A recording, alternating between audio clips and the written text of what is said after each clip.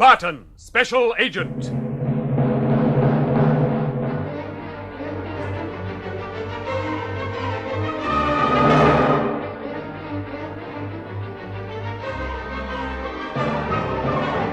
Wilhelm Kramer and James Thurgood have set out in a car for their new hideout, taking with them Sir Archie Wrangle as their prisoner.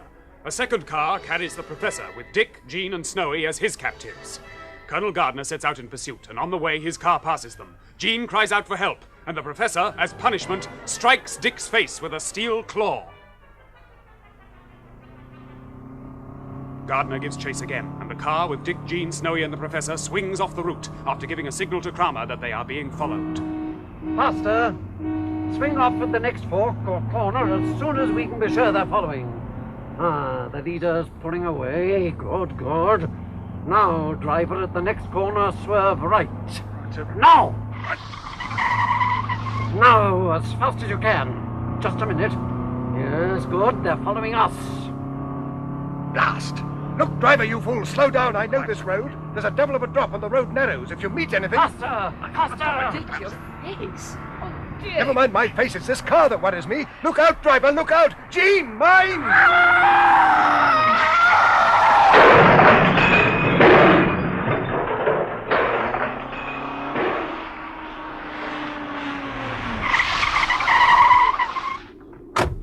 Great heavens! They've gone over the edge, Inspector. Come on! There's not much of a drop here. They may be all right. Leave some of your men to look after this other car. You must have met them head on, and the driver of the car with Jean inside it must have swerved to avoid it. The road was too narrow, and over he went. Well, this car's all right. I never had a chance. The other bloke was coming along too fast. That's all right. Get him out of the way, Inspector. Listen! What's that? Gardner! Down here, quick! Barton's alive anyway. Come on, bring torches. Gardner! Colonel Gardner! Coming! Coming right down! Bit of a climb. Be as quick as we can. Jean, you sure you're okay? I think so. Sore here and there. What about Snowy? Oh, another bruise on my napper, but apart from that, everything seems all right. The driver of the car's had it, judging by the angle of his neck. Oh. Just a minute. Yes, he won't trouble us any further. The Professor seems to have vanished completely. Oh, no, he hasn't. I saw him clearing off in a hurry while I was trying to get you out. Took me a moment or two to get my hands untied, otherwise I'd have got him. He won't have got far. He was limping badly. When Gardner arrives, tell him I'm off after the dear Professor. Dick! Yes? Don't take any silly risks. Never do. You do! You worry too much. Back in 2 ticks. Oh, there's a colonel climbing down. This way, sir. Hello, Snowy. You all right? Yeah. Bump on me conch, nothing to worry about. And Jean's okay, too. Oh, thank heavens you're safe, Jean. Great Scott, what a relief. Where's Barton? Chasing a mad professor. I'm afraid Kramer and Thurgood have got clean away, sir. What? I thought... They were in the car in front. As soon as you began following us, our car swerved away from the route to take you off the scent. Certainly did, too. What about Wrangle? They've got him in the car with them. Blast! Now we're as far as ever from Kramer's new hideout and... No! Here's a clue! And Dick's got him tight. Here you are, big proud beauty.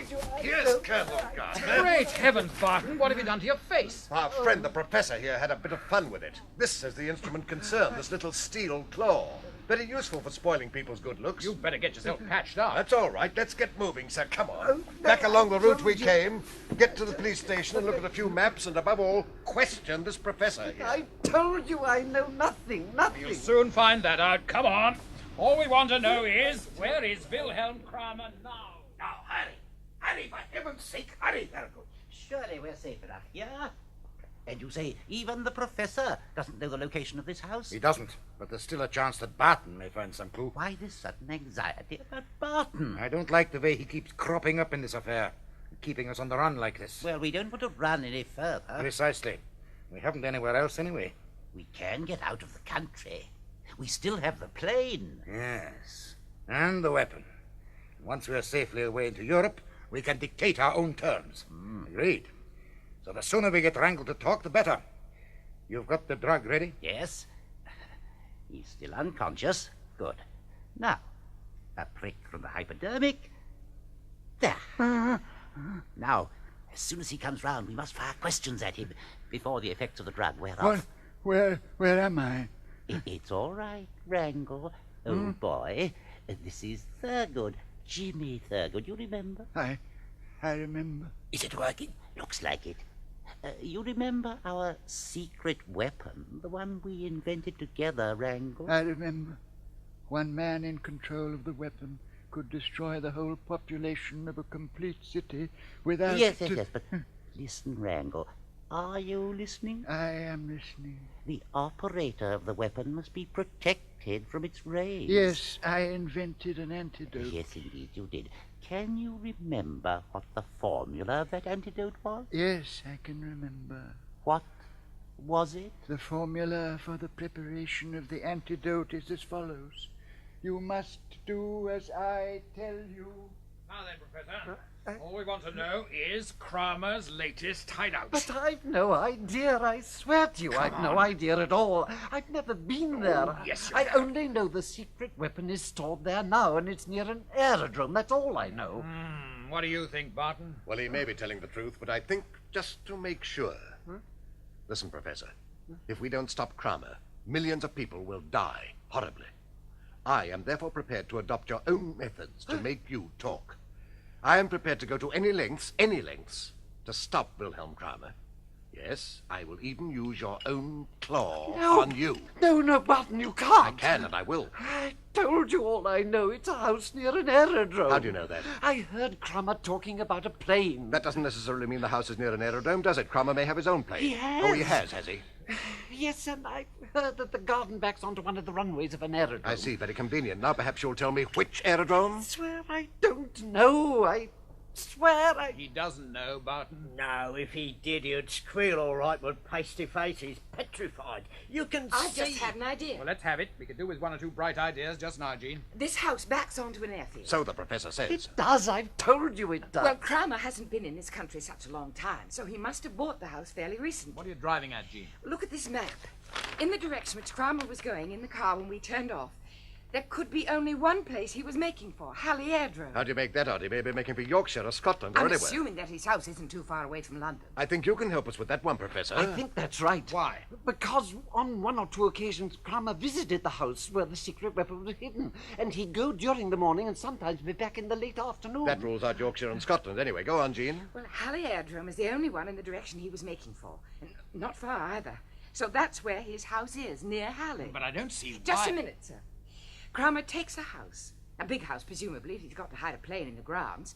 He takes it fairly recently. It backs onto an airfield. Yes, Jean, of course. We tried the estate agents in Hellion District and tried to find the house that fits the bill. That's it. Jolly good idea. Wish I'd thought of it myself. Even girls can think occasionally, you know. Yes, but the occasions are so rare. All right, all right. Anyway, Snowy, you take care of Pastyface here. You betcha. Now, come along, Jean and you. I'll get phone numbers and fish house agents out of bed.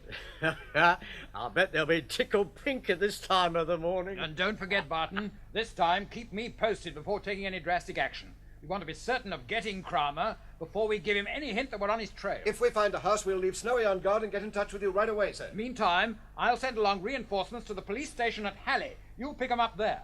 They'll be mobile, so there won't be any harm done if Halley isn't the right place. I've got a feeling it is the right place, sir. Well, let's hope you're right. Cheerio, and good hunting. Well, seems like a race between us and old Kramer now, doesn't it? And the best man's got to win. Now, come along, Professor. I said come along. I'd give a copper or two to know where friend Willie is right now and just what he's doing. Very good. Huh? Is it finished? Yes, I think so. If the formula was the right one, then this is the antidote. And we can operate the weapon in perfect safety now, then, eh? Yes, if the truth drug really has brought out the truth. You mean Wrangle may have pretended to be under the influence of the drug and given us the wrong information? Yes. The only way of really finding out... Is by trying out the secret weapon on someone protected by the antidote. Precisely. You mean... Trying it out on Wrangle himself, of course. Just what I was thinking. The ideal arrangement, of course, would be to have the weapon's rays directed at two persons. One, Sir Archie Wrangle, protected by the preparation made from his formula, and the other unprotected. Splendid, my dear Kramer. Not only that, if Sir Archie Wrangle has to face the weapon's rays using the antidote we have prepared from his formula, you may be sure he will be anxious that it is indeed the right formula. Yes. Why the indecision? Knowing Wrangle, he might persist in giving us this information, even though it meant that he himself would suffer death and mutilation. The man's a fool. In that case, he looks like being a blind and mutilated fool. Ah, but so does the operator of the weapon. Yes. I think we had better give Blom a little instruction in the handling of the weapon. Ah. Then we can give him the privilege of being the first to use it. And the other victim? I was just wondering. Now, if only we still had Barton.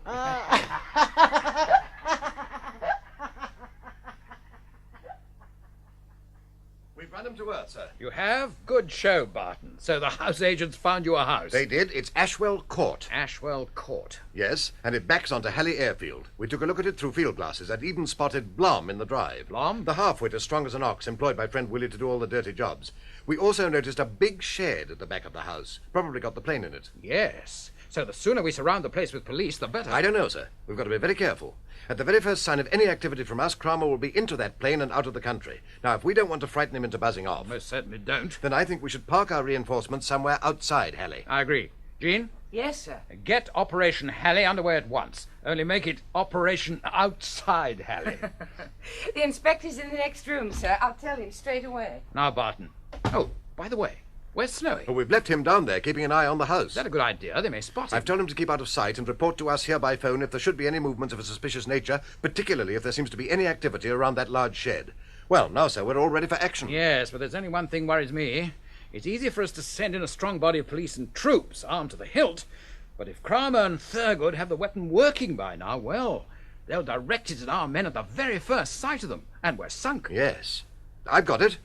Somebody must go into that house, find out if it's safe to launch an attack, and then give the necessary signal for the attack to be made. Who on earth could possibly do that? I could. Don't be absurd. They know you. They know me as I am now, but with some form of disguise and an innocent-looking excuse to get inside the grounds, say a greengrocer's van or something. Yes, and once you're inside... Make a beeline for the secret weapon, or make sure it's safely out of reach for long enough. No, it's certain death for you. Not at all, 50-50 chance. But I'd want someone with me, someone with plenty of guts. He could drive the van and be ready to help me, or alternatively get out quickly to warn you.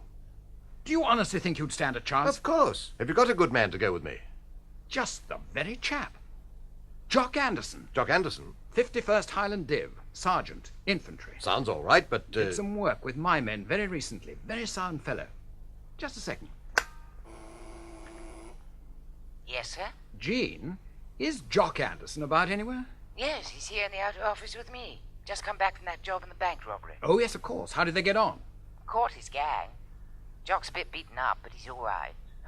He always is. Yes, I know. Will you ask him to come in and see me right away? You're wanted, Jock. See what you think, Barton. Might be an idea. Hello, sir. You want to see me? Yes, Jock. Meet Dick Barton. Dick, Jock Anderson I was telling you about. How are you, Jock? Mr. Barton? Hello? Excuse me, sir. It's Snowy White on the phone urgently. He wants to speak to Mr. Barton. For you, Dick, it's Snowy. For me? Hello? Captain Barton, sir. Quick!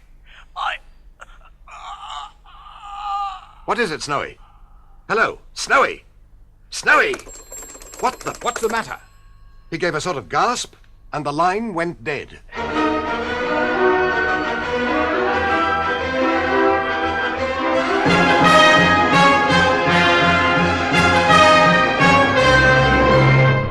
What has happened to Snowy White?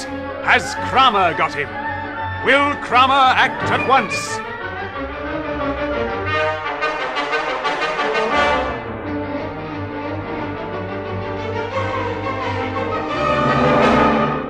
Listen to the next installment of Dick Barton, Special Agent.